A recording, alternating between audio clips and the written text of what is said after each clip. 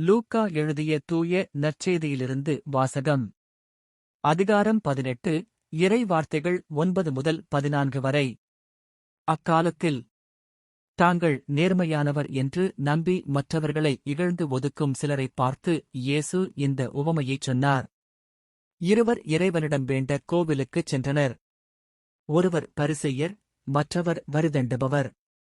பரிசேயர் நின்று கொண்டு இவ்வாறு இறைவனிடம் வேண்டினார்: கடவுளே, நான் கொள்ளையர், நேர்மையற்றோர், விபசாரர் போன்ற மற்ற மக்களைப் போலவோ இந்த வரிதண்டுபவரைப் போலவோ இல்லாதது பற்றி உமக்கு நன்றி செலுத்துகிறேன்.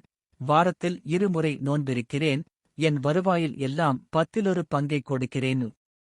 ஆனால் வரிதண்டுபவர் தொலையில் நின்று கொண்டு வானத்தை அண்ணாந்து பார்க்கக்கூட துணியாமல் தம் மார்பில் அடித்துக் கொண்டு, கடவுளே, பாவியாகிய என்மீது இறங்கியருளும் என்றார். இயேசு, பரிசேயரல்ல, வரிதண்டுபவரே கடவுளுக்கு ஏற்புடையவராகி வீடு திரும்பினார். ஏனெனில் தம்மைத் தாமே உயர்த்துவோர் தாழ்த்துப் பெறுவர், தம்மைத் தாமே தாழ்த்துவோர் உயர்த்தப் பெறுவர் என நான் உங்களுக்குச் சொல்கிறேன் என்றார். ஆண்டவரின் அருள்வாக்கு.